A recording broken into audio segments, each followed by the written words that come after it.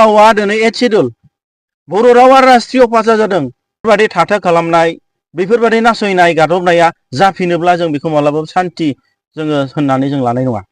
Good morning लोगोफोर HelloSbvlog नि नायगिरि नोंथांमोन फिन खनसे HelloSbvlog आव बयखौबो आंनि गोसो गोरबोनिफ्राय फरायनो थाग्रोबाय। आपडेट्स फैदों फरायसा आफादनिफ्रायहाय BoNSU आफादनिफ्रायहाय मानगोनां बनजित मनजिल बसुमतारी बिथाङा बाइट लाबोदों मिडियानि गेजेरजों।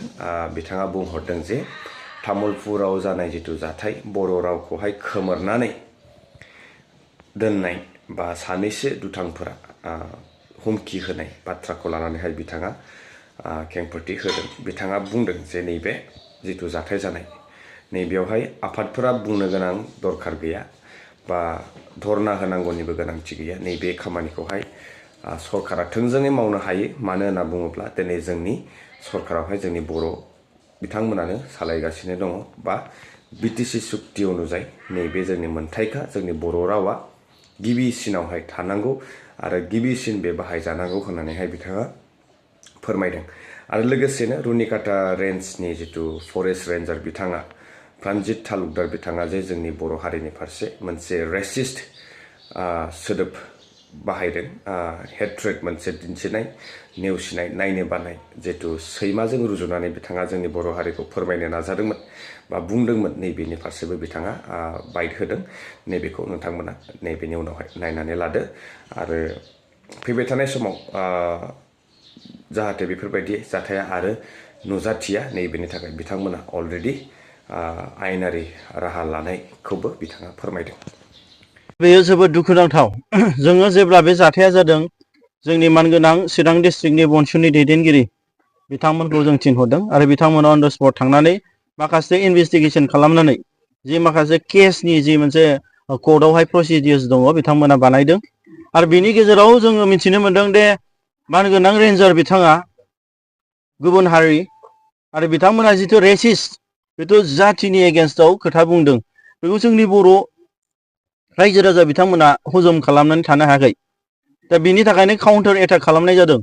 दा गतिके जों बेखौसो बुंनो थांदों दे जोंनि BTCआ मोनसे फिसा काउन्सिल जे ट्राइबेलफोरनि जौगानाय, ट्राइबेलफोरनि राव हारिमु, ट्राइबेलफोरनि हा हुनि मोनथाय, ट्राइबेलफोरनि मोनसे थांनानै थानायनि अधिकारखौ भारत सरकारा जोंनो होदों।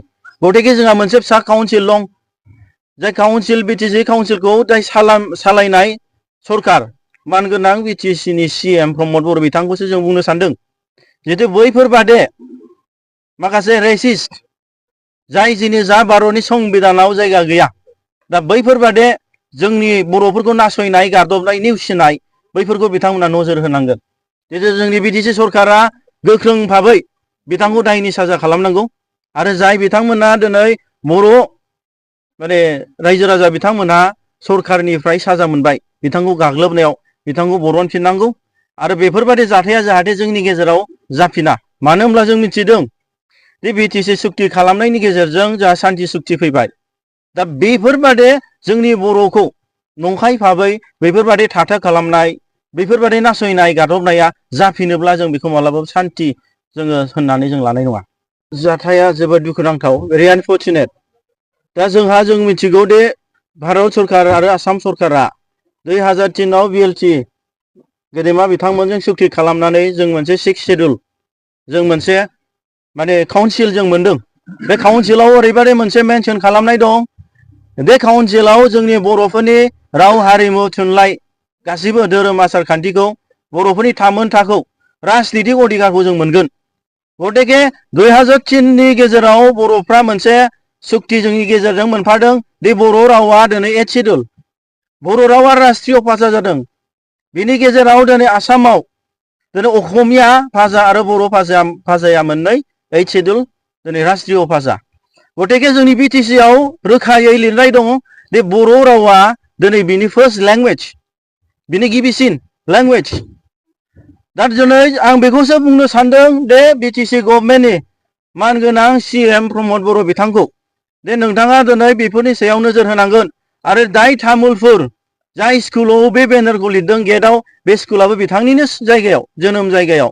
गतिके जोंहा दिनै 6 शेड्यूल BTC मोननानै जोंहा मोनसे पावार दङ निजे खुंथायनि जे जोंहा दिनै जोंनि बिमा बर' रावा BTC आव फार्स्ट लेंगुवेज दा गतिके सोरबा बेक्तिया दिनै अना बर' बिथांमोना सोरबा गोब्रामोब्ला सोरबा दिनै दावराव खालायोब्ला बेखौ दि बेयाव लिरनांगौ बे नङा बे जाबाय कनस्टिटिउसनेल राइट्स भारतनि संबिधाननि जोंहा मोनथाय दंखायो गतिके जोंनि BTC सरकारखौसो दिनै BoNSUआ बुंनो थांगोन जे नोंथांमोना दिनै बेफोरखौ नायनानै थानायनि नङा गोहोआनो जोंनाव दंखायो बर'फोरनियाव गतिके बेखौ इमप्लिमेन्ट खालायनांगौसो दा सोरबा आफादफ्रा दि बेखौ बुंलायनांगौ सोरबा आफादफ्रा दि बेखौ दरना होनांगौनि गैया सरकारानो जोंनि बर'फोरनि गतिके नोंथांमोना जोंनि BTC सरकारा दिनै बेखौ थाबनो माने सल्युसन खालामनांगौ एबा रिएक्शन खालामनांगौ बे जोंनिफ्राय हांख्रायनाय थाबाय बिथांमोननिसिम गोजोननाय थाबाय।